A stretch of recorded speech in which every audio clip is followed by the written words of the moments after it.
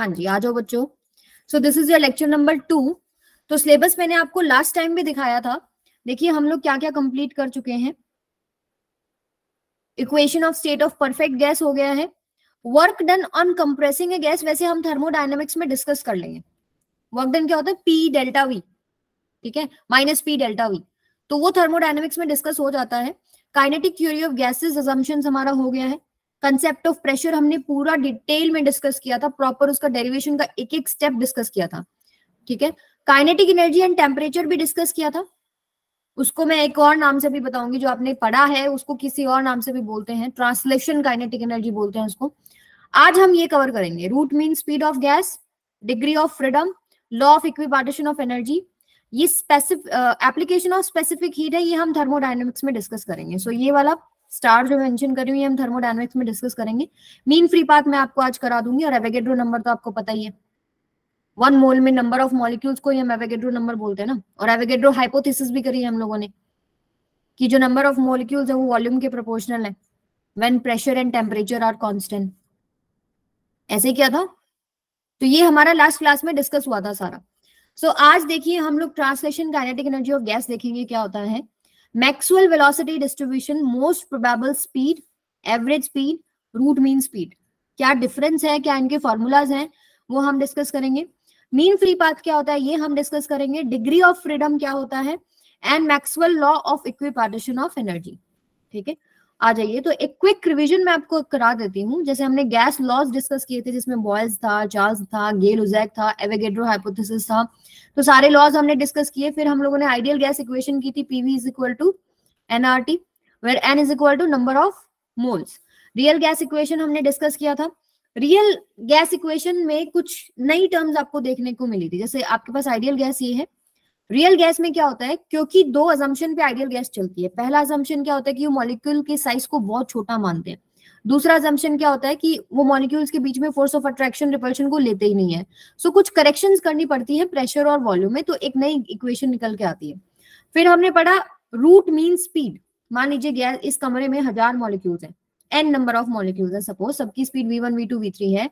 सो root mean speed हम लोग कैसे निकालते हैं बच्चों, v1 square plus v2 square up to vn square का सम करेंगे एंड डिवाइडेड बाय n कर देंगे। n क्या है यहाँ पर, नंबर ऑफ मॉलिक्यूल्स। तो इस चैप्टर में ना कई बार n को लेके बहुत कंफ्यूजन होता है। जैसे एक n आपका मीन फ्री पाथ में भी आएगा, वहां पर n होता है number of molecules per unit volume. जैसे आइडियल गैस इक्वेशन में स्मॉल n रिप्रेजेंट क्या करता है, नंबर ऑफ मोल्स। यहाँ पर क्या रिप्रेजेंट कर रहा है, n number of molecules only. So इसलिए हमेशा जब भी आप एक फॉर्मूला पढ़ते हैं तो फॉर्मूला में जो जो टर्म है वो क्या बताती है ये आपको पता होना चाहिए, ठीक है। फिर हमने प्रेशर का कॉन्सेप्ट पूरा डिस्कस किया था। प्रेशर क्यों आता है गैस में, जब मॉलिक्यूल्स जाके इलास्टिक कोलिजन्स कर रहे हैं, बॉम्बार्डमेंट हो रही है वॉल के ऊपर, तो वहां से प्रेशर क्रिएट होता है इलास्टिक कोलिजन्स की वजह से। सो यहाँ पर आपके पास एक फॉर्मूला आया था ये वाला, PV is equal to 1/3 mn VRMS square. m क्या था, मास ऑफ मॉलिक्यूल, n क्या था, नंबर ऑफ मॉलिक्यूल्स, VRMS क्या है, root mean speed of the molecules. फिर काइनेटिक एनर्जी ऑफ गैस हमने डिस्कस किया था। सपोज आपके पास n नंबर ऑफ मॉलिक्यूल्स हैं, आइडेंटिकल, क्योंकि असम्पशन में एक चीज और हमने पढ़ी थी कि आइडेंटिकल होते हैं सारे के सारे पार्टिकल, सबका मास आप m ले सकते हैं।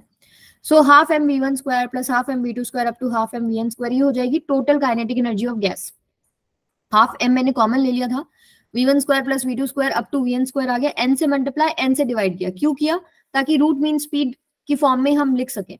सो VRMS वाला जो ये फॉर्मूला है, अगर मैं इसमें दोनों तरफ स्क्वायर कर दूं तो क्या हो जाएगा, ये जो पूरा फैक्टर है ये VRMS का स्क्वायर बन जाएगा, ठीक है। तो यहां से काइनेटिक एनर्जी ऑफ गैस हमारे पास क्या आ गई, हाफ mn VRMS स्क्वायर। अब देखिए एक चीज और आपको पता है, PV is equal to nRT होता है, राइट, होता है नहीं होता, उसको भी यूज करेंगे। सबसे पहले इक्वेशन नंबर 2 और इक्वेशन नंबर 1 दोनों हमने बनाई है VRMS के अंदर। अब इसको दोनों को डिवाइड कर देते हैं तो काइनेटिक एनर्जी ऑफ गैस और प्रेशर और वॉल्यूम ऑफ गैस में एक रिलेशनशिप आता है। फिर हम यूज करते हैं PV is equal to nRT को। अगर 1 मोल ऑफ गैस आप कंसिडर करते हैं, इफ n इक्वल्स टू 1, तो PV को आप क्या पुट कर सकते हैं, RT पुट कर सकते हैं, राइट। तो यहां से आपके पास काइनेटिक एनर्जी ऑफ गैस क्या आ गया, 3/2 RT फॉर 1 मोल। अगर 1 मोल की बेटा आप बात कर रहे हो तो आप मुझे ये बताओ, जैसे काइनेटिक एनर्जी क्या है आपके पास, काइनेटिक एनर्जी का अगर मैं ये वाला फॉर्मूला लिखूं, ये है half m N V R M S square, यही है ना, ठीक है। सो यहां से kinetic energy of 1 mole of gas निकलता कितना है, 3/2 पीवी। तो 1 मोल में नंबर ऑफ मॉलिक्यूल्स कितने हो जाते हैं, एवोगैड्रो नंबर हो जाता है, ठीक है। सो नंबर ऑफ मॉलिक्यूल्स अगर एवोगैड्रो नंबर है और एक मॉलिक्यूल का मास m है, तो स्मॉल m इंटू एन क्या हो जाता है, मॉलिक्यूलर मास हो जाता है। सो आप इस एक्सप्रेशन को ऐसे भी लिख सकते हैं भाई, काइनेटिक एनर्जी यहाँ पर क्या है, हाफ इंटू में कैपिटल M VRMS का whole square, this is mass of 1 mole of gas, this is equal to 3/2 RT। इसमें किसी को कोई डाउट है? पहले क्या करा, काइनेटिक एनर्जी ऑफ गैस लिख दी, हाफ mn VRMS स्क्वायर, ठीक है। फिर हमने यहाँ से प्रेशर और वॉल्यूम में एक रिलेशनशिप निकाल रखा था, PV is equal to 1/3 mn VRMS square, दोनों को डिवाइड किया तो काइनेटिक एनर्जी बनती किसके इक्वल है, 3/2 PV के। फिर एक मोल में देखना चाहते हैं कि कितनी काइनेटिक एनर्जी है, एक मोल की कितनी काइनेटिक एनर्जी है। सो स्मॉल n को अगर मैं एवोगैड्रो नंबर पुट कर दूं, तो आपके पास ये mn जो है ये बन जाएगा क्या, मोलर मास। सो ये आपके पास है kinetic energy of 1 mole of gas, ठीक है। और I can say average translation kinetic energy of the gas, ऐसे वर्ड भी आपको मिल सकता है, ट्रांसलेशन काइनेटिक एनर्जी। ट्रांसलेशन क्या होता है, एक पॉइंट से दूसरे पॉइंट तक ऐसे जाना, रोटेशन क्या होता है, एक्सिस के अबाउट घूमना, ठीक है। तो ये होती है ट्रांसलेशन काइनेटिक एनर्जी 3/2 RT। अच्छा, अगर मैं एक मॉलिक्यूल की लिखना चाहूं तो क्या करूंगी, एक मॉलिक्यूल की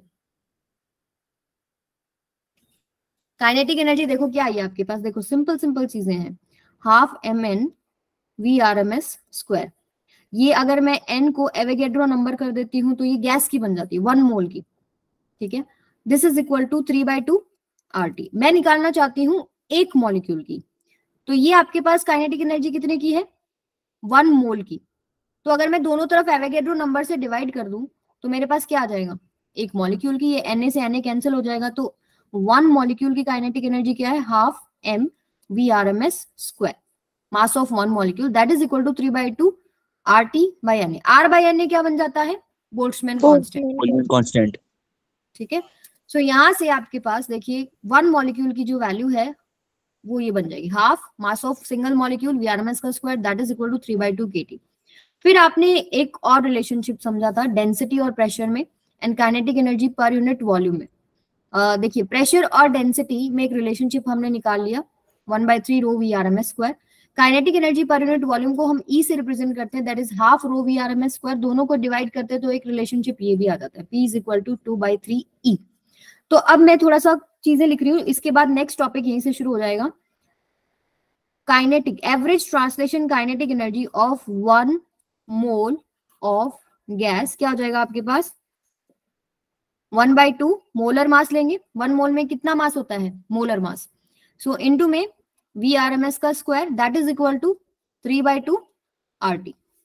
kinetic energy of 1 molecule of gas कैसे लिखेंगे, 1/2 m स्मॉल m एक मॉलिक्यूल का मास इंटू में VRMS का square, that is equal to 3/2 kT, ठीक है। अगर यहां से मैं इन दोनों को कंपेयर कर रही हूं तो देखो, अगर VRMS निकालना चाहें तो 2 से 2 कैंसिल हो गया, ठीक है।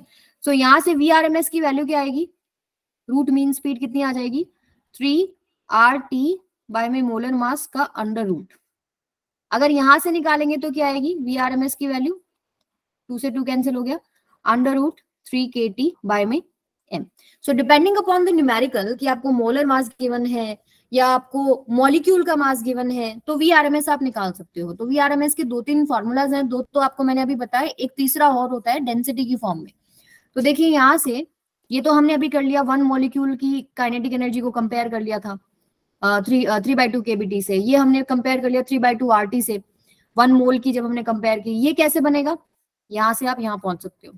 1 मोल की अगर मैं बात करूं, सो 1 मोल में पीवी को आप क्या पुट करते हैं, RT पुट करते हैं। तो अगर मैं अंडर रूट 3 RT की जगह पीवी पुट करूं डिवाइडेड बाय में मोलर मास, मोलर मास क्या है, 1 मोल का मास, V क्या है, वॉल्यूम ऑफ गैस, 1 मोल अगर लिए तो 1 मोल गैस का वॉल्यूम। सो यहां से इस V को M के नीचे ले आओ तो ये क्या हो जाएगा, 3 प्रेशर बाय में डेंसिटी, तो ये वाला रिलेशनशिप बन जाएगा। सारे रिलेशनशिप समझ में आ गए, अंडर रूट 3 RT बाय में capital M, under root 3 KT by में small m and under root 3 P by में डेंसिटी। सो ये VRMS के डिफरेंट डिफरेंट फॉर्म्स हैं। अब देखिए कुछ चीजें, ये आपको वैसे दिखा रखा है कि स्मॉल m क्या है, सिंगल मास का मास, सिंगल मॉलिक्यूल का मास है, और capital M molar mass of gas है। अब कुछ चीजें, अब जैसे आपने देखा VRMS जो है that is equal to √3RT/m। या आपने दूसरा फॉर्मूला भी जो लिया है टेम्परेचर का मॉलिक्यूल की अगर आप बात करें तो उसमें आता है 3kT में स्मॉल है। सो दोनों ही केसेस में VRMS directly proportional to √T आ गया। टेम्परेचर बढ़ाओगे तो आपके पास रूट मीन स्पीड जो है वो बढ़ेगी, ठीक है। रूट मीन स्पीड बढ़ेगी तो काइनेटिक एनर्जी ऑफ गैस भी बढ़ेगी।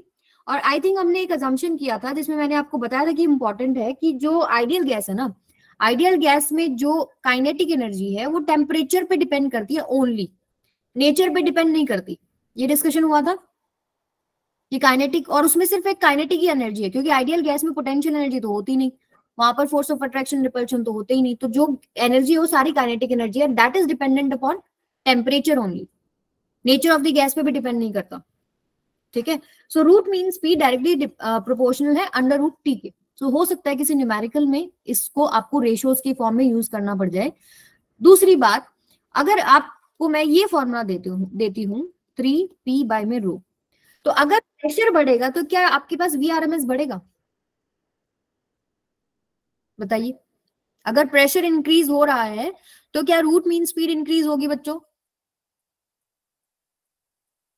या डेंसिटी के साथ इनवर्सली प्रोपोर्शनल रिलेशनशिप है एंड प्रेशर के साथ डायरेक्ट? देख के तो यही लग रहा है ना, देख के तो ये लग रहा है भाई। आप बोल सकते हो मैम अभी तो आपने लिखा है कि VRMS directly proportional to √T है, क्योंकि फॉर्मूले में T के आगे ही आता है वो। वैसे यहां से भी ऐसे ही होना चाहिए, VRMS directly proportional to pressure, inversely proportional to density, but ऐसा नहीं होता, ठीक है, क्योंकि प्रेशर और डेंसिटी आपस में रिलेटेड है, ठीक है। अगर मान लीजिए फ्लूइड के ऊपर मैं प्रेशर बढ़ा रही हूँ ना, तो क्या होता है आपके पास, जैसे नॉन आइडियल फ्लूइड्स के केसेस में क्या होगा, प्रेशर बढ़ाओगे तो मॉलिक्यूल्स पास पास आ जाएंगे, राइट, तो डेंसिटी भी बढ़ जाती है। प्रेशर घटाओगे तो डेंसिटी भी घट जाती है। सो यहाँ पर आप प्रेशर और डेंसिटी के साथ VRMS का रिलेशनशिप नहीं बता सकते, क्योंकि यहाँ पर ये दोनों रिलेटेड है। क्यूमुलेटिव इफेक्ट हमको देखना पड़ता है, दोनों को इकट्ठा देखना पड़ेगा। तो यहाँ पर जब भी क्वेश्चन आए, प्रेशर, मान लीजिए आपको क्वेश्चन दे दिया प्रेशर बढ़ रहा है तो VRMS के साथ क्या होगा, या डेंसिटी बढ़ रही है तो क्या होगा, तो आप लिखेंगे इनसफिशिएंट डाटा,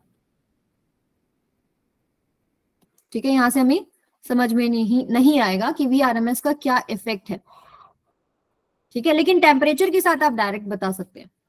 ये इंपॉर्टेंट बात थी यहाँ से। अब अगला क्वेश्चन कीजिए, चलिए। Increase in temperature of a gas filled in a container would lead to, अगर आप टेम्परेचर बढ़ाएंगे गैस का तो क्या होगा इनमें से, काइनेटिक एनर्जी बढ़ेगी, प्रेशर घटेगा, डिक्रीज इन इंटरमॉलिक्यूलर डिस्टेंस या इंक्रीज इन इट्स मास? बताइए, कम ऑन, ये तो आप देख के भी बता सकते हो। मैम काइनेटिक एनर्जी बढ़ेगी, बिल्कुल, इंक्रीज इन काइनेटिक एनर्जी। अभी देखा हमने कि VRMS is directly proportional to √T, ठीक है। सो यहां से आप प्रेशर का इफेक्ट नहीं बता सकते, क्योंकि प्रेशर डेंसिटी का इकट्ठा आपको देखना पड़ता है, ठीक है। डिक्रीज इन इंटरमॉलिक्यूलर डिस्टेंस ऐसा भी नहीं होगा, क्योंकि आप किसी भी चीज का अगर टेम्परेचर बढ़ाते हैं ना तो दूर दूर भागते हैं मॉलिक्यूल्स, ठीक है। इंक्रीज इन इट्स मास, मास तो में कोई चेंज नहीं होता, मास जो क्वांटिटी है, जो मैटर कंटेंट है वो तो उतना ही रहेगा, ठीक है। चलिए नेक्स्ट पे आ जाइए। At what temperature will the RMS speed of oxygen molecule become just sufficient for escaping from the Earth's atmosphere? कितना टेम्परेचर पे ऑक्सीजन मॉलिक्यूल की जो स्पीड है वो इतनी हो जाए कि वो अर्थ के एटमॉस्फेयर से बाहर चली जाए? अर्थ के एटमॉस्फेयर से बाहर जाने के लिए स्पीड कितनी चाहिए होती है? सरफेस से अगर आप बाहर जा रहे हैं, ग्रेविटेशन में पढ़ा होगा आप लोगों ने, अगर आप अर्थ की सरफेस से बाहर जा रहे हैं तो कितनी चाहिए बेटा? मैम 9.8 मीटर पर सेकंड से ज्यादा, पर सेकंड स्क्वायर से ज्यादा। दोबारा सोच लो। 11.2 किलोमीटर पर सेकंड। यस, 11.2 किलोमीटर पर सेकेंड। इतना मिनिमम स्पीड आपको देना पड़ेगा ताकि कोई ऑब्जेक्ट जो है अर्थ की सरफेस से एस्केप कर जाए, ठीक है। एस्केप का मतलब क्या होता है कि अर्थ के ग्रेविटेशन पुल से बाहर जाना होता है, उसको इन्फिनिटी पे पहुंचाना है हमको। तो 11.2 किलोमीटर पर सेकेंड जो है वो स्पीड लगती है। सो यहाँ पर अब इन्होंने क्या पूछा, ऑक्सीजन मॉलिक्यूल एस्केप कर जाए, ठीक है। ऑक्सीजन मॉलिक्यूल की जो RMS स्पीड है वो किसके बराबर होनी चाहिए फिर? एस्केप वेलोसिटी के बराबर होनी चाहिए ना, तो यहाँ से वी आर एम एस आपके पास वी एस्केप के बराबर होगा, एंड वो किसके बराबर है? वी आर एम एस का फॉर्मूला आपको पता ही है, √3 के टी बाय स्मॉल एम। ये वाला ले रही हूँ मैं क्योंकि मुझे ऑक्सीजन की मॉलिक्यूल की बात करनी है ना। तो यहाँ पर देखिए ऑक्सीजन के मॉलिक्यूल का मास गिवन है आपको, बोल्ट्जमैन कांस्टेंट गिवन है, तो ये वाला फॉर्मूला यूज कर लेते हैं। दोनों तरफ अगर आप स्क्वायर करते हैं, so V escape whole square that is equal to 3 kT by में m। टेम्परेचर आपको निकालना था, V escape whole square m by में 3K। आप इसमें वैल्यू पुट करेंगे, आपका आंसर आ जाएगा। आई थिंक आपका जो आंसर रहेगा वो बी ऑप्शन रहेगा। आप ये चेक भी कर सकते हैं। हाँ जी बेटा बोलिए। बी है ना? यस बी आएगा आपके पास। चलिए नेक्स्ट पे आ जाओ। मेंस 2021 का क्वेश्चन है, कोशिश करो जरा। Molecule of a given mass of gas have root mean square speed of 100 metre per second. Molecule of a gas की वी आर एम एस दे रखी है, टेम्परेचर दे रखा है, प्रेशर दे रखा है। Root mean square speed of molecule of the gas at 127 degree Celsius and 2 atmospheric pressure कितना होगा? उन्होंने बोला है कि इतना होगा 200 बाय रूट है, जिसमें आपको एन की वैल्यू निकालनी है कितनी होगी। तो आपको 2 मिनट का मैं टाइम देती हूँ, प्लीज ट्राई दिस क्वेश्चन।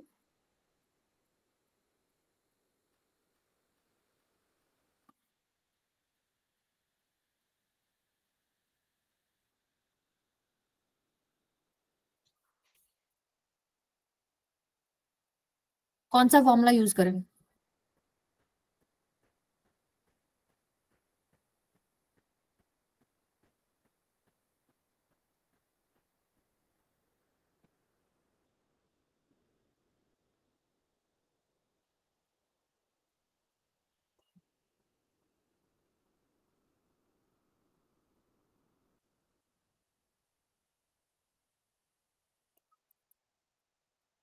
क्या करें बताओ अनुष्का। देखिए आपको वी आर एम एस दे रखी है, आपको टेम्परेचर दे रखा है, ठीक है, और आपको एक प्रेशर दे रखा है। सेकंड कंडीशन में आपको दे रखा है टेम्परेचर अगेन, इस टेम्परेचर पे पूछा है, ठीक है। ये इन्होंने एक आइडिया बताया कि इतनी हो सकती है, ठीक है, इस टेम्परेचर पे और इस पे। तो आपको एक्चुअली में निकालनी है इस सेकंड केस के अंदर वी आर एम एस कितनी होगी, then we will compare with 200 by root N, तो एन की वैल्यू आ जाएगी।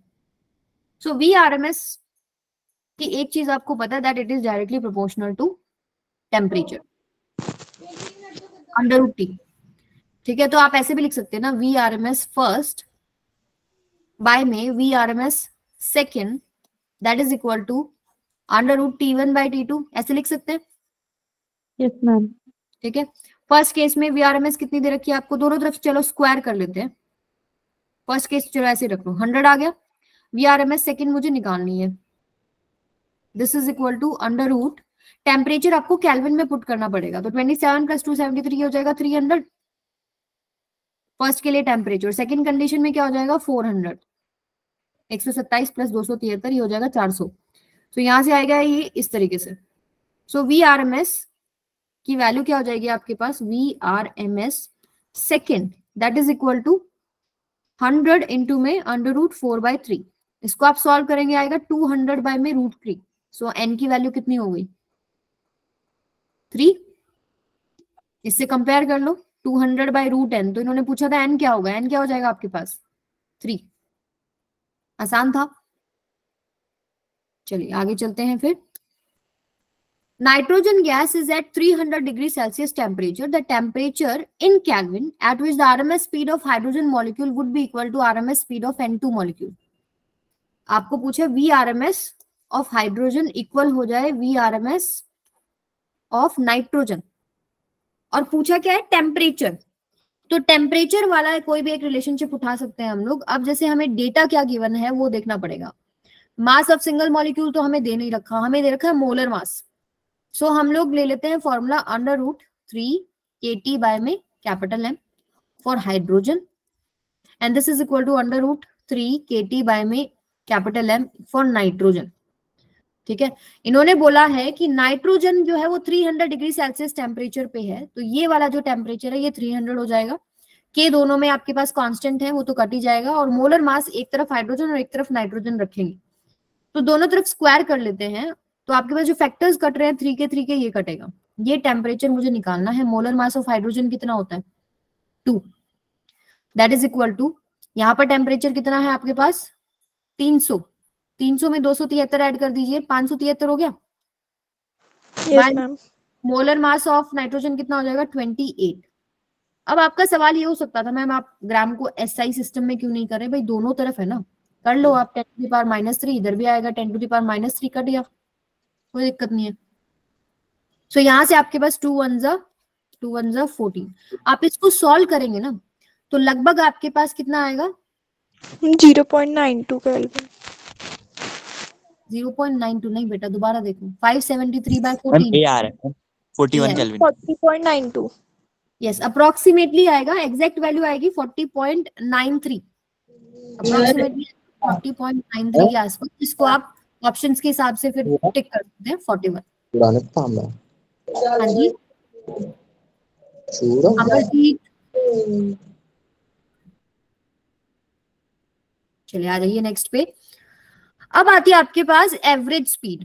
एवरेज स्पीड तो नाम से आपको समझ में आ रहा है, सभी स्पीड्स का एवरेज।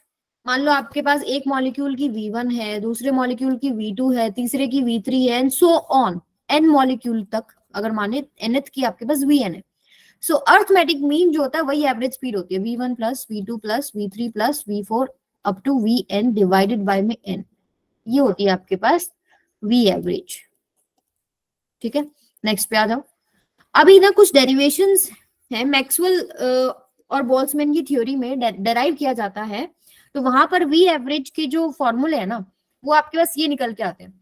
जैसे आरएमएस में आपके पास आया था 3 kT बाय में स्मॉल m अंडर रूट, एक आया था आपके पास 3 RT बाय में कैपिटल M, एक आया था आपके पास 3 प्रेशर बाय में डेंसिटी। उसी तरीके से यहाँ पर ये फैक्टर तो सेम है, kT बाय में m, pressure by density, RT by में m। जो नया फैक्टर है वो क्या आ गया अंडर रूट 8/5। ठीक है ये आपको थोड़ा ध्यान रखना पड़ेगा। एवरेज जो आपके पास स्पीड है उसमें जो फैक्टर है वो अंडर रूट 8/5, ये नया फैक्टर रहेगा।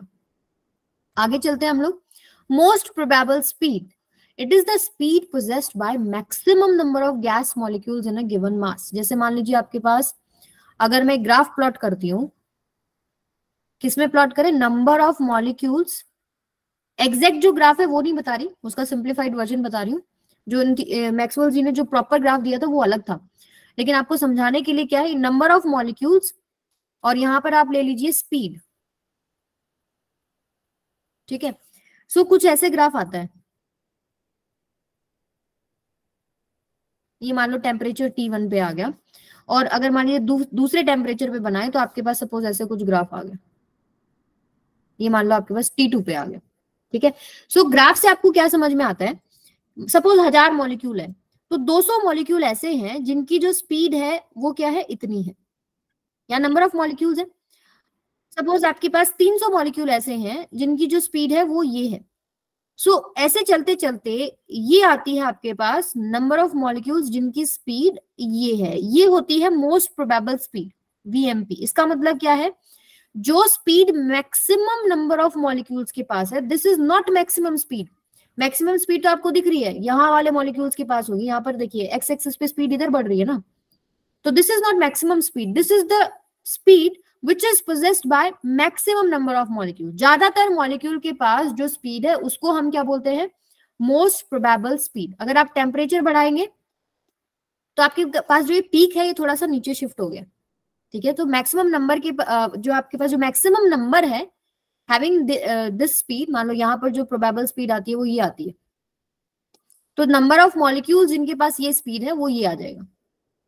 तो यहाँ से जो डेरिवेशंस के थ्रू रिजल्ट्स आते हैं, हमें सिर्फ रिजल्ट से मतलब है। तो यहाँ पर देखिए ये under root KBT by M तो पहले वाले फॉर्मुलाज में भी था, under root RT by capital M पहले भी था, अंडर रूट प्रेशर बाय में डेंसिटी पहले भी था, नया फैक्टर क्या आ गया अंडर रूट 2। ठीक है तो आरएमएस के अंदर आपके पास आता है अंडर रूट 3 फैक्टर, और आपके पास एवरेज में आता है under root 8/π, and most probable speed में क्या आता है अंडर रूट 2। तो कई बार इनको कंपेयर करने के लिए सवाल आ जाता है, जैसे मान लीजिए इनमें बड़ा कौन सा, तो इनकी वैल्यूज निकालेंगे पता लग जाएगा। तो यहाँ से आपके पास √2 VRMS जो है वो सबसे बड़ा होता है, वीआरएमएस में आपके पास क्या आता है, कोई एक फॉर्मूला उठा लेते हैं, जैसे कि मान लीजिए 3 RT बाय में कैपिटल एम। वी एवरेज क्या आएगा, √8/π RT बाय में एम, और मोस्ट प्रोबेबल क्या था, √2 RT बाय में एम। सो आप कंपेयर करेंगे तो वीआरएमएस सबसे बड़ी है, then average, then most probable. तो याद करने का तरीका मैं बता देती हूँ, RAM, राम या रैम। तो RAM आप याद रखिए, R जो रूट मीन स्पीड है वो सबसे ज्यादा है, then average speed, then most probable speed. अब जैसे यहाँ पर अगर रेशियो पूछ रहे हैं किन्हीं भी दो स्पीड की, आप निकाल सकते हो, most probable to average to RMS, आपके पास क्या आएगी, मोस्ट प्रोबेबल क्या है आपके पास, बाकी सारा फैक्टर तो कैंसिल आउट हो जाएगा, जैसे RT/m RT/m उड़ गया, क्या बच गया, √2 √8/π एंड √3। सो तीनों स्पीड के फॉर्मूला समझ में आ गया आप लोगों को? यस आयुष, बोलो बच्चे। Ma'am as we know that R is a gas constant, ma'am इसकी हमारी 3 वैल्यूज होती हैं, 8.314 और 0.0834 और 0.08214। मैम कंफ्यूजन ये रहता है, कभी तीनों में से कभी एक इस्तेमाल होता है, कभी दूसरा, मैम कब कौन सा इस्तेमाल करना है? तो ये मैंने आपको लास्ट टाइम प्रॉपर, आप लास्ट क्लास में नहीं थे ना? मैम लास्ट क्लास में थोड़ी तबीयत खराब हो गई थी। हाँ, तो मैंने लास्ट क्लास में ना एक आपको पीपीटी शेयर कर रखी है, उस पे जाना। जब हम आइडियल गैस इक्वेशन डिस्कस करते हैं ना, आर की मैंने 3 वैल्यूज डिस्कस कर रखी है, एक जूल में और एक आपके पास डिस्कस कर रखी है एटमॉस्फेरिक प्रेशर जो होता है ATM उसके अंदर, और एक है कैलोरी के अंदर। सो वहां पर कब यूज करनी है, कौन सी यूज करनी है, मैंने डिटेल में बता रखा है। तो एक बार क्लास के बाद रुक जाना, ठीक है, वो मैं आपको स्लाइड दिखा दूंगी जिसमें मैंने लिखा हुआ है, ठीक है।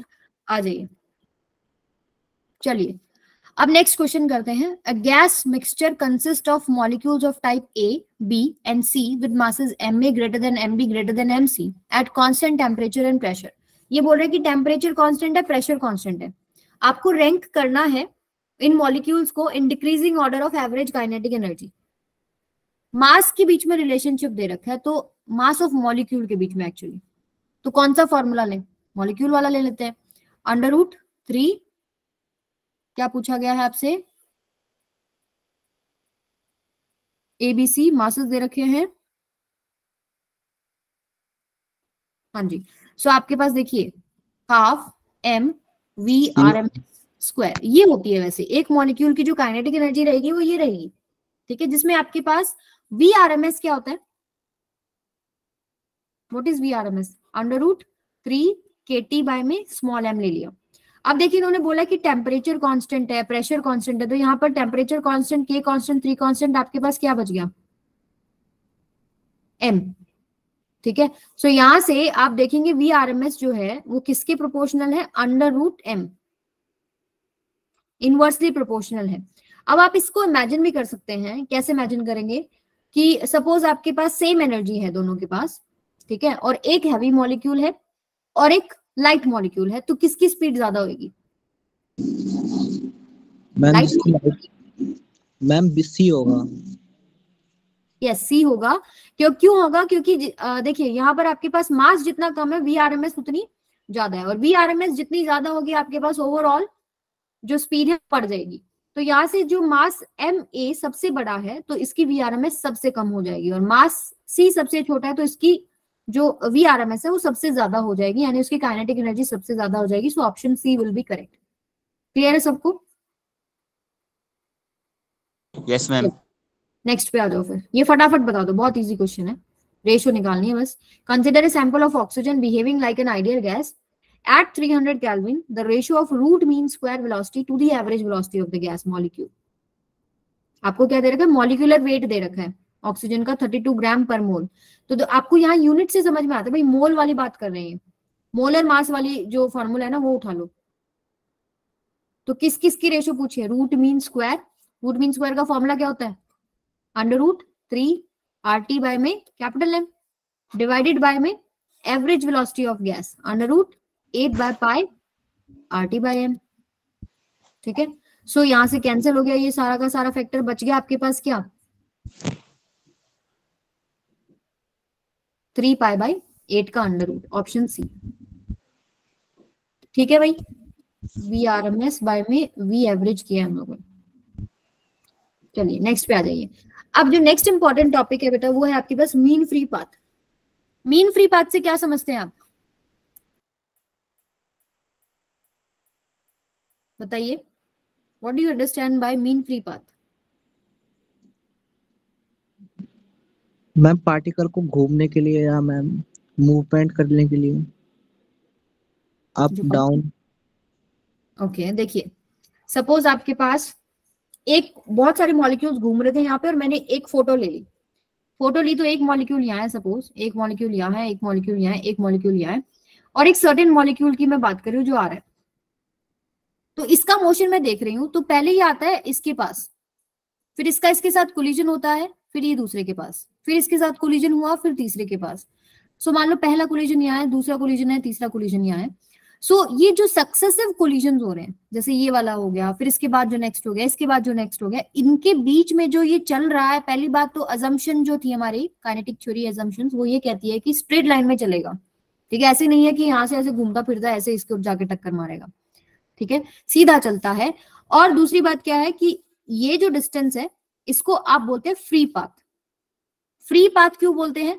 क्योंकि यहाँ ये फ्री है अगली टक्कर तक, फिर ये फ्री होगा अगली टक्कर तक, सो फ्री बोलते हैं। लेकिन प्रॉब्लम क्या है कि यहाँ पर लैम्डा 1 आ गया, यहाँ पर लैम्डा 2 आ गया, अगले में लैम्डा 3, हर बार डिस्टेंस अलग है। ठीक है, तो हम क्या करते हैं, एक मीन वैल्यू निकालते हैं कि हर मॉलिक्यूल सक्सेसिव कोलिजन के बीच में कितना चल रहा है, वो एक मीन वैल्यू निकाल के पुट कर दी, भाई लगभग इतना चलेगा। सो वो आपके पास होता है mean free path, that is lambda 1 plus lambda 2 plus lambda 3 up to lambda n divided by में n। आया सबको समझ में? अब ऐसे ही आपके पास एक एवरेज रिलैक्सेशन टाइम होता है। एवरेज रिलैक्सेशन टाइम क्या है कि भाई यहाँ कोलिजन हुआ, फिर नेक्स्ट कोलिजन हो रहा है, वो रिलैक्स कर रहा है। ठीक है, अगले कोलिजन तक रिलैक्स कर रहा है थोड़ा सा, तो जो टाइम है उसको वो आपके पास टाउ होता है, वो होता है tau 1 plus tau 2 plus tau 3 up to tau n divided by में n। ये एवरेज रिलैक्सेशन टाइम निकालिए, क्योंकि हर बार समय अलग लगेगा। दूसरा, अगर मान लीजिए distance is equal to speed into में टाइम आपने फॉर्मूला किया, अगर मैं निकालना चाहती हूं एक मॉलिक्यूल की स्पीड, सो वो हम लेते हैं VRMS। ठीक है, तो VRMS किसके बराबर है? मीन फ्री पाथ बाय में एवरेज रिलैक्सेशन टाइम। कई बार हो सकता है आपको ये कहीं यूज करना पड़ जाए। अब नेक्स्ट पे चलते हैं। इसका जो फॉर्मूला होता है वो क्या होता है? 1 बाय में √2 पाई NV_d²। अब थोड़ा सा ध्यान रखेंगे, यहाँ NV क्या है? Number of molecules per unit volume. ठीक है, अब इसका एक और फॉर्म होता है, यहाँ पर आपके पास RT बाय में √पाई NA_d²P। अच्छा, D क्या होता है? D होता है आपके पास डायमीटर ऑफ मॉलिक्यूल। रेस्ट तो आपको समझ में आ ही रहे होंगे, जैसे R क्या है? यूनिवर्सल गैस कांस्टेंट है। टेम्परेचर T हो गया, पाई कांस्टेंट, √2 कांस्टेंट, Na क्या हो गया? एवोगैड्रो नंबर हो गया, D डायमीटर मैंने आपको बताया, प्रेशर P हो गया। ये अगर NV की फॉर्म में, ये NV की वैल्यू है, NV की वैल्यू क्या आएगी? NAP बाय RT, वो RT ऊपर चला गया, वो मैं अभी आपको दिखाऊंगी कैसे आती है। सो ये दो फॉर्म्स हैं, हो सकता है आपके पास एक फॉर्म और हो, वो क्या है आपके पास? K R बाय Na क्या होता है? K बोल्ट्जमैन कांस्टेंट, तो KT बाय में √2 पाई d²P। अब कुछ चीजें जो आपको पता होनी चाहिए, lambda directly proportional to temperature है बट एट कांस्टेंट प्रेशर। ठीक है, आपके पास टेम्परेचर और प्रेशर आ रहा है ना यहाँ पे, तो अगर कांस्टेंट प्रेशर है तो टेम्परेचर के डायरेक्टली प्रोपोर्शनल है। अगर और अगर कांस्टेंट टेम्परेचर है सो इनवर्सली प्रोपोर्शनल टू प्रेशर। मैंने पहले क्या बोला था? अगर कांस्टेंट प्रेशर है तो डायरेक्टली प्रोपोर्शनल टू टेम्परेचर, और बट अगर कांस्टेंट टेम्परेचर है तो इनवर्सली प्रोपोर्शनल टू प्रेशर। अब सपोज कि वॉल्यूम कांस्टेंट है, सो PV इज इक्वल टू क्या होता है? nRT। वॉल्यूम आपने कांस्टेंट कर दिया, नंबर ऑफ मोल्स तो मैं चेंज कर ही नहीं रही, ये भी आपके पास कांस्टेंट हो गया, तो यानी कि T/P को आप बराबर लिख सकते हैं कांस्टेंट के। तो इस फॉर्मूले के अंदर T/P कांस्टेंट होते ही तो सारा ही कांस्टेंट हो जाएगा, यानी उस केस में तो लैम्डा जो है वो चेंज नहीं होगा। इन दोनों केसेस में चेंज होगा, बट थर्ड केस में अगर वॉल्यूम कांस्टेंट कर दिया आपने तो T/P कांस्टेंट होने की वजह से लैम्डा सेम रहेगा। अब एक इसका छोटा सा जो है डेरिवेशन है, आपको समझ में आना चाहिए चीजें कैसे आई हैं। जैसे मान लो मैंने एक फोटो ले ली, ठीक है, मॉलिक्यूल्स उड़ रहे थे इधर उधर, मैंने एक फोटो ले ली, मैं निकालना चाहती हूँ मीन फ्री पाथ। सो वो करने के लिए मैंने क्या किया, कुछ सर्टेन कंडीशंस मैंने कंसिडर करनी है। जैसे कि मान लो मैंने नंबरिंग कर लिया मॉलिक्यूल्स का, सारे मॉलिक्यूल्स आइडेंटिकल हैं, ठीक है, एक मॉलिक्यूल आपका मूव कर रहा है नंबर 1, बाकी को आप रेस्ट पे मान रहे हो। सो जितने आपके पास कोलिजन्स होंगे वो निकालने, कितने कोलिजन्स होंगे हमारे पास, उसके लिए मैंने क्या किया, एक सिलेंडर माना 1 मीटर का, ठीक है। सो ये जो नंबर 1 मेरा मॉलिक्यूल है, ये जितनों से टकराएगा, ठीक है, वो कितने में टकरा रहा है, 1 मीटर में टकरा रहा है। जितने भी number of, suppose X Y Z, Z आपके पास कोलिजन्स हुए, एक पहले निकाल ली कि कितने मॉलिक्यूल है इसके अंदर, तो जितने मॉलिक्यूल इसके अंदर है उनसे वो टकरा रहे हैं, तो आपने निकाल लिया 1 मीटर में कितने कोलिजन है। सो एक कोलिजन में कितना डिस्टेंस चलेगा, वही आपके पास क्या है, मीन फ्री पाथ, सिंपल सी बात। सो यहाँ से हमने क्या किया, कुछ चीजें ली, जैसे नंबर 2 और नंबर 3 तो आपका सिलेंडर से बाहर ही है, तो वो तो उससे टकराएगा ही नहीं। कुछ मॉलिक्यूल ऐसे हैं जो सिलेंडर से बाहर है, उनको लेंगे नहीं हम लोग। जो अंदर है, जो बिल्कुल आपको साफ समझ में आ रहा है, उनसे टकराएगा। 6, 7 से टकरा रहा है, हम श्योर हैं कि उससे टकराएगा। बट एक कंफ्यूजन कहाँ हो जाती है कि मान लीजिए मॉलिक्यूल सिर्फ इतना है, ठीक है, या आपके पास एक मॉलिक्यूल इतना है और एक मॉलिक्यूल इतना है, तो ये सारी कंडीशंस को कंसीडर करने के लिए लिमिटिंग कंडीशन निकाली। वो कैसे निकाली कि सपोज आपके पास नंबर 4 और नंबर 5 50% है दोनों, ठीक है, तो अगर नंबर 1 उससे टकराएगा या नहीं टकराएगा वो हमें चेक करना था। तो हमने लिमिटिंग कंडीशन क्या ले ली, भाई नंबर 4 नंबर 5 को आधा आधा कर दो अंदर, और ये इनके बीच से निकलेगा तो टकराते हुए जाएगा। तो यहाँ से जो कंडीशन है वो ये बता देगी कि आपके पास जो 50% और 50% से ज्यादा अंदर मॉलिक्यूल्स है उनके साथ तो कोलिजन हो रहा है, बट 50% से कम अगर है तो उनके साथ कोलिजन नहीं हो रहा, तो सारे केसेस आ जाएंगे। तो अब क्या किया हम लोगों ने, क्योंकि मॉलिक्यूल का डायमीटर सबका सेम है, सो मैंने क्या किया, ये वाला जो नंबर 1 था ये ऐसे सेंटर में किया, ऊपर वाला 50 अंदर लिया, नीचे वाला 50 अंदर लिया, तो ऊपर d/2 तो सिलेंडर जो मैंने लेना है ना वो 2d डायमीटर का लेना है। थोड़ी सी असम्पशन चलेगी, ठीक है, क्योंकि अप्रोक्सीमेट आंसर निकालना है। सो यहाँ से हमने क्या माना कि number of molecules per unit volume x है, ये हमने मान लिया। बुक में हो सकता है आपको स्मॉल n लिखा हो, या फिर अभी मैंने आपको यहाँ दिखाया था ना NV जो है ये लिखा हो। मैं आपको बता रही हूँ कि number of molecules per unit volume x है। बेटा थोड़ा सा ध्यान रखो अमरजीत, अपना माइक रखो। तो आपने क्या निकाल लिया, number of molecules per unit volume ले लिया, हमने अज्यूम कर लिया। अब मैं सिलेंडर का वॉल्यूम तो निकाल सकती हूँ ना। सिलेंडर का वॉल्यूम क्या होता है, πr²L, L is the height of the cylinder, so या πr²H जो आप बोलते हो। तो H आपके पास क्या है, यहाँ 1 मीटर है, ठीक है, और आपके पास रेडियस कितना है, जैसे नंबर ऑफ मॉलिक्यूल इनसाइड अगर आपको निकालना है, पर यूनिट वॉल्यूम आपको पता है, सो रेडियस जो सिलेंडर का है वो कितना है। मैंने सिलेंडर लिया ही ऐसे कि वो 2d डायमीटर का, तो रेडियस डायमीटर वाला यानी कि d हो गया, यहाँ से πd² इंटू 1 इंटू x कर दिया, क्योंकि पर यूनिट वॉल्यूम नंबर पता था। इसका वॉल्यूम लिया, जो सिलेंडर लिया इसको उससे मल्टीप्लाई कर दिया, तो total number of molecules inside cylinder आ गए। तो जितने मॉलिक्यूल्स है ना उतनों से नंबर 1 टकराएगा, तो number of collision in 1 meter travelling distance से सेम हो जाएगा πd²x। सो 1 मीटर के अंदर इतने कोलिजन है, πd²x कोलिजन हुआ है 1 मीटर में। एक कोलिजन कितने मीटर में होगा, 1 में πd²x, यही आपके पास लैम्डा है, ठीक है। हो सकता है आपकी बुक में 1 में πd²n लिखा हो, स्मॉल n मतलब होता है number of molecules per unit volume. What is this, number of molecules per unit volume. इसका दूसरे फॉर्म्स है उनको भी देख लो। PV इज इक्वल टू होता है nRT, मुझे x की वैल्यू निकाल के पुट करनी है, तो n क्या हो जाएगा, PV/RT। x होता है number of molecules per unit volume, ये क्या है, number of moles per unit volume. मैंने दोनों तरफ एवोगैड्रो नंबर से मल्टीप्लाई कर दिया, एक मोल में कितने मॉलिक्यूल्स हैं, एवोगैड्रो नंबर। सो ये आपके पास ऊपर न्यूमरेटर में क्या बन जाएगा, total number of molecules divided by में वॉल्यूम। सो ये जो पूरा फैक्टर बन गया ना एवोगैड्रो नंबर से दोनों तरफ मल्टीप्लाई करके, ये x आ गया। x की वैल्यू क्या बन गई, PNA/RT। तो PNA/RT यहाँ पर पुट कर दोगे तो आपका जो फॉर्म है वो ये आ जाएगा, RT बाय में πd² PNA। अब एक फैक्टर लगा होता है √2 का, क्योंकि हमने कुछ अजम्पशंस करे कि हमारे जो मॉलिक्यूल्स है वो रेस्ट पे हैं, बट एक्चुअली में तो गैस में मॉलिक्यूल्स कॉन्स्टेंटली मूव करते हैं।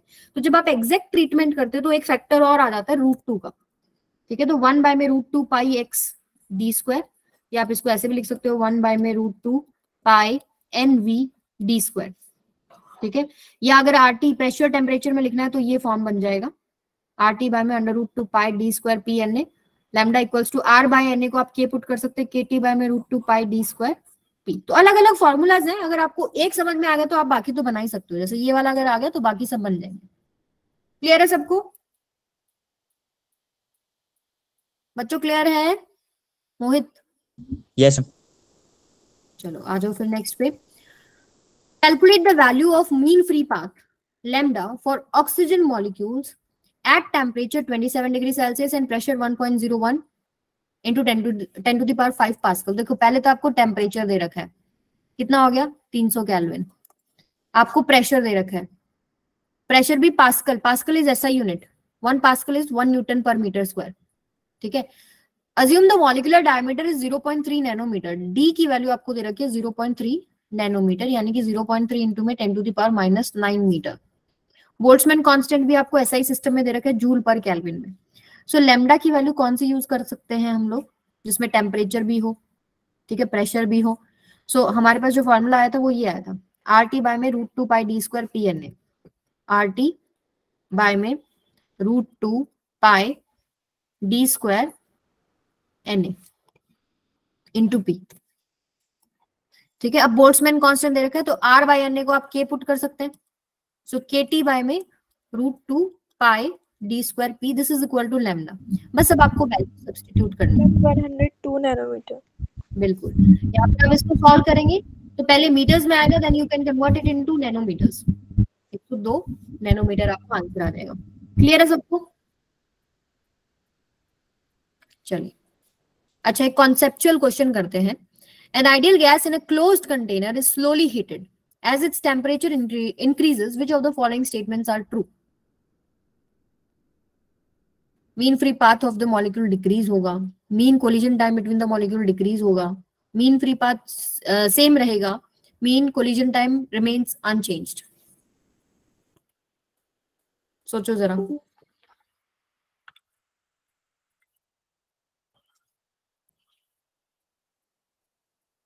बताइए बच्चों।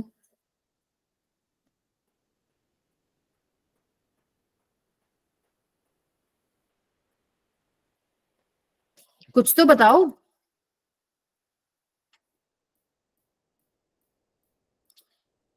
देखो लैम्डा इक्वल्स टू के टी बाय में √2 पाई डी स्क्वायर पी। कोई टर्म मिस तो नहीं किया? आर बाय एन ए को मैंने के पुट कर दिया। अभी बोल रहे कि टेम्परेचर इंक्रीज कर रहे हैं हम लोग, तो उसके हिसाब से तो लैम्डा क्या होना चाहिए, बढ़ जाना चाहिए। C B B D. Ma'am अच्छा एक आंसर ए आ गया, एक सी आ गया, एक डी आ गया। C D. चलो एक और प्रॉब्लम मैं आपको बताती हूँ। इस क्वेश्चन में क्या है कि इस क्वेश्चन में एक से ज्यादा आंसर करेक्ट है। Ma'am B and C. B and C. देखो सबसे पहला एनालाइज करते हैं, mean free path of the molecule decreases. सबसे पहले देखो एक टर्म लिखा है क्लोज्ड कंटेनर। क्लोज्ड कंटेनर का मतलब है वॉल्यूम कांस्टेंट हो गया, और वॉल्यूम कांस्टेंट होते ही क्या होता है, टी बाई पी कांस्टेंट हो जाता है। ठीक है, टी बाई पी कांस्टेंट यानी कि लैम्डा रिमेन सेम, स्टार्टिंग में ही पढ़ा था हम लोगों ने। तो मीन फ्री पाथ की वैल्यू तो चेंज होगी नहीं, तो ऑप्शन गलत हो गया। Mean collision time between the molecule decreases, yes obviously, क्योंकि आप कोई भी चीज का टेम्परेचर बढ़ा रहे हो तो उसके पास क्या आ रहा है, काइनेटिक एनर्जी आ रही है। ठीक है, उसकी एनर्जी पर मॉलिक्यूल बढ़ रही है ना। आप टेम्परेचर के बढ़ाने का मतलब क्या, आप उसको और हीट दे रहे हो, हीट दे रहे हो तो मॉलिक्यूल्स के पास और एनर्जी आएगी, उसकी काइनेटिक एनर्जी और बढ़ेगी, तो यानी कि वो जल्दी जल्दी कोलिजन करेगा। ठीक है, डिस्टेंस उतना ही लेगा। मान लीजिए डिस्टेंस पहले जो लैम्डा आ रहा था 2 मीटर आ रहा था सपोज, आज अब भी उसको 2 मीटर करना है, लेकिन कम टाइम में कर लेगा क्योंकि स्पीड ज्यादा होगी। तो mean collision time between the molecule decreases, बिल्कुल सही बात है। फिर mean free path remains unchanged, तो ये तो हमने देख लिया, यस।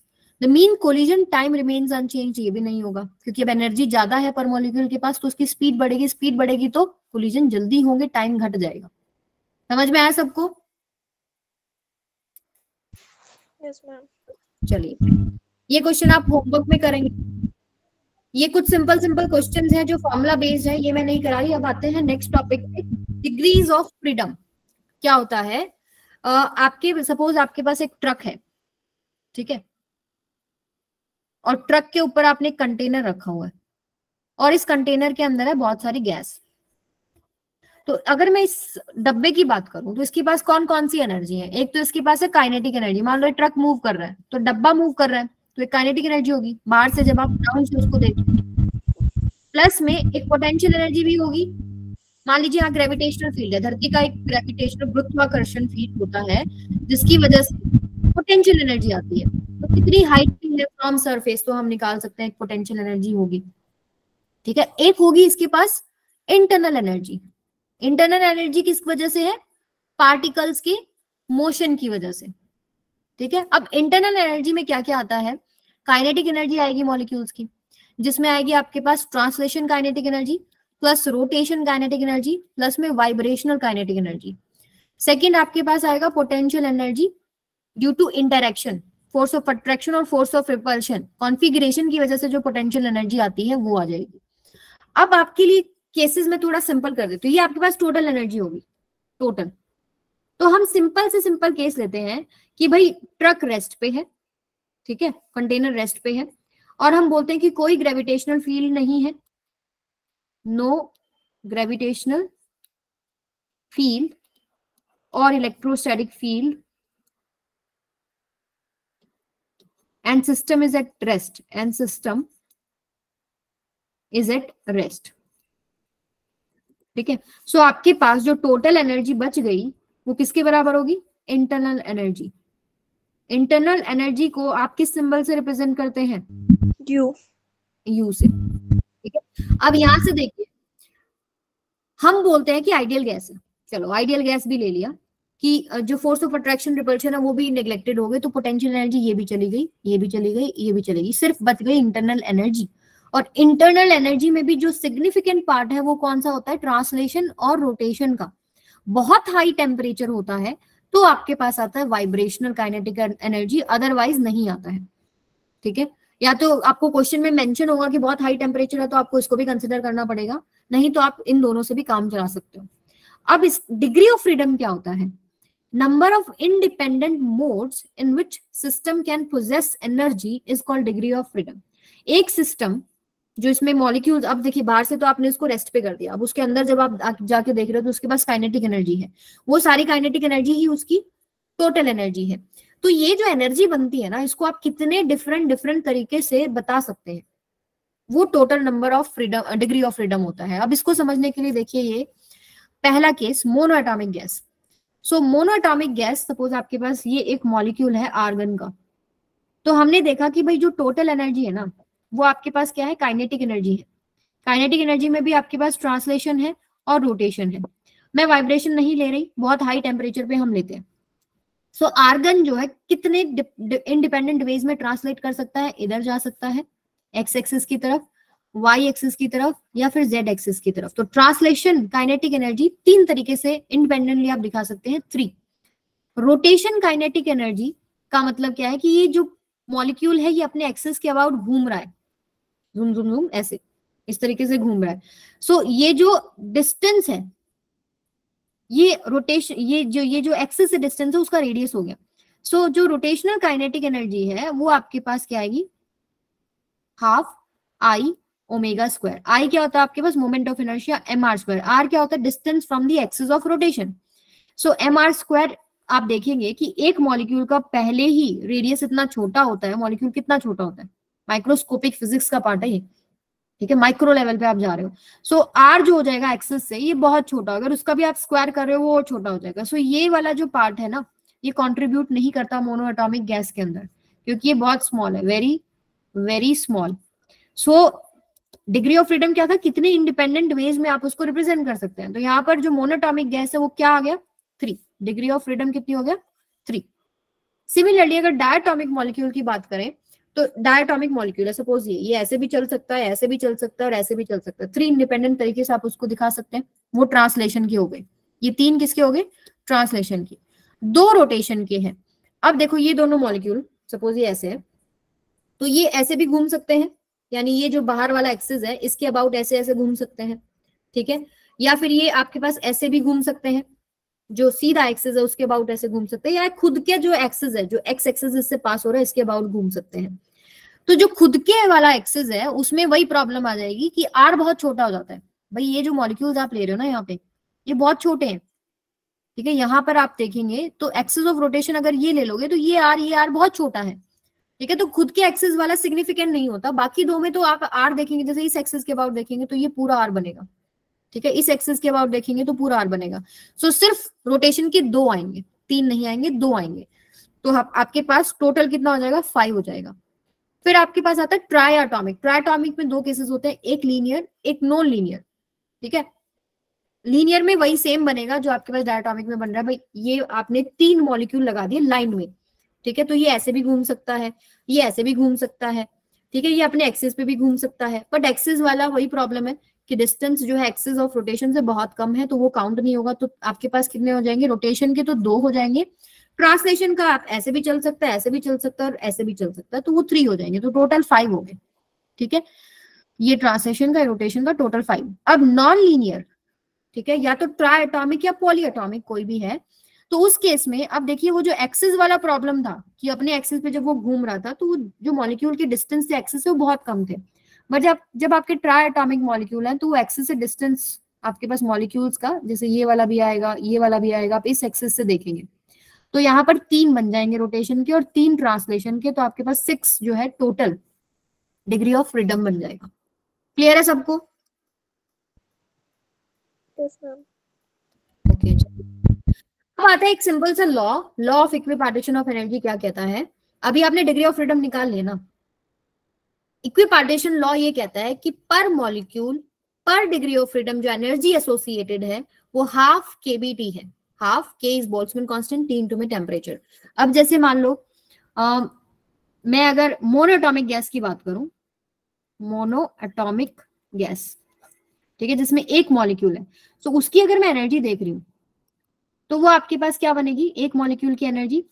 अब डिग्री ऑफ फ्रीडम देखो, मोनोएटॉमिक में कितना होता है, 3, ठीक है। हर एक मॉलिक्यूल का पर degree of freedom half KBT है, तो यहाँ पर आपके पास क्या हो जाएगा, 3/2 KBT. Half KBT half KBT half KBT, तो 3/2 केबीटी हो गया एक मॉलिक्यूल की जो टोटल एनर्जी है। जैसे आपके पास ये एक मॉलिक्यूल है, इसकी ट्रांसलेशन में 3 डिग्री ऑफ फ्रीडम आती है, तो तीनों में half KBT half KBT half KBT, तो टोटल एनर्जी जो एक मॉलिक्यूल की बनेगी वो किसके बराबर होगी, 3/2 केबीटी। आप इसको सिंपली फॉर्मूला बना के लिखिए तो F/2 केबीटी। F क्या है, डिग्री ऑफ फ्रीडम। अब जैसे अगर मान लीजिए मैं डाई एटॉमिक मॉलिक्यूल के लिए लिखूं, तो डाई एटॉमिक में आपके पास कितने आ रहे थे, 5 डिग्री ऑफ फ्रीडम थे ना। डाई एटॉमिक मॉलिक्यूल पर degree of freedom half KBT है, तो 5 हो गए, तो 5 से मल्टीप्लाई हो जाएगा। सो ये आपके पास क्या आएगा, 5/2 केबीटी, ठीक है। सो ये आप इसको कैसे लिख सकते हो, F/2 केबीटी। यहाँ पर F की वैल्यू 5 है, मोनोटॉमिक में F की वैल्यू 3 है। फिर जो भी आपके पास दे रखा है, जैसे ट्राई एटॉमिक लीनियर है तो F की वैल्यू 5 हो गई, ट्राई एटॉमिक या पॉली एटॉमिक नॉन लीनियर है तो F की वैल्यू 6 होगी। अच्छा, अगर आपको बोल दें कि हाई टेम्परेचर है, तो हाई टेम्परेचर में आपको क्या करना है, जितने भी डिग्री ऑफ फ्रीडम आपने इस टेबल में निकाली है ना, इनमें 2 ऐड कर देना। 2 आएंगे आपके पास हाई टेम्परेचर की वजह से, 3+2 हो जाएगा, 5+2 हो जाएगा, 5+2 6+2 ऐसे निकल जाएगा, अगर मेंशन है कि हाई टेम्परेचर लेना है। फिर आपके पास एनर्जी भी ज्यादा हो जाएगी, जैसे मोनोएटॉमिक में 3+2 5 हो जाएंगे अगर हाई टेम्परेचर लिया। सो यहाँ से F की वैल्यू फिर आप 5 पुट करोगे, डायटोमिक के लिए कितनी पुट करोगे, 7 पुट करोगे। तो वो डिपेंड करता है कि आपको कंडीशन क्या गिवन है। सो जनरल फॉर्मूला आ गया हमारे पास F/2 kT। ये 1 मॉलिक्यूल की बात कर रहा है। अगर मुझे 1 मोल की लिखनी है तो क्या हो जाएगा, N F/2 कितना हो जाएगा, एक मॉलिक्यूल की ये है तो एवोगैड्रो नंबर से मल्टीप्लाई कर लो, FNA/kT, और K × Na क्या हो जाएगा, R, यानी F/2 RT। ये जनरल फॉर्मूला हो गया। फिर मोनोटॉमिक के लिए F की वैल्यू पुट कर दो, डाया के लिए पुट कर दो, ट्राया के लिए पुट कर दो, ठीक है। फिर एक और चीज, अगर मान लो चेंज इन एनर्जी निकालना है, चेंज इन इंटरनल एनर्जी, दोनों तरफ डिफरेंशिएट कर दिया, सो F/2 R ΔT। अब इसको देख के ना एक चीज समझ में आती है, अगर आइसोथर्मल प्रोसेस है, आइसोथर्मल प्रोसेस, तो ΔT क्या हो जाएगा, 0, चेंज इन टेम्परेचर होगा नहीं, तो इंटरनल एनर्जी का चेंज क्या हो जाएगा, 0, ठीक है। इंटरनल एनर्जी आपके पास स्टेट फंक्शन होता है, पाथ फंक्शन होता है, स्टेट फंक्शन होता है, इनिशियल और फाइनल पॉइंट पे डिपेंड करता है। सपोज मैं आपको प्रेशर और वॉल्यूम के अंदर एक ग्राफ दे दूं, मान लो यहाँ से यहाँ गया, फिर यहाँ से यहाँ गया, ये A पोजीशन है, ये B पोजीशन है, तो इसमें ΔU क्या होगा, 0, क्योंकि स्टेट फंक्शन के लिए क्लोज्ड पाथ में क्या एनर्जी बनेगी? जीरो। इनिशियल और फाइनल पोजीशन सेम हो गया ना, क्लोज्ड पाथ के लिए जीरो हो गया। ठीक है, तो ये कुछ बातें थी जो law of equipartition of energy, degree of freedom, ठीक है, इनसे रिलेटेड थी और इंटरनल एनर्जी से रिलेटेड थी, जो आपको पता होनी चाहिए। अब आपका एक टॉपिक पेंडिंग है इसके अंदर, स्पेसिफिक हीट। ठीक है, स्पेसिफिक हीट मैं आपको थर्मोडायनेमिक्स के साथ कराऊंगी। ठीक है, तो ये यहाँ पर एंड होता है आज का सेशन। केटीजी ऑलमोस्ट कंप्लीट है, 99% कंप्लीट हो गया। ठीक है बच्चों, अब आप इसकी प्रैक्टिस कर लीजिएगा, कोई डाउट रहता है तो मुझसे पूछ लेना।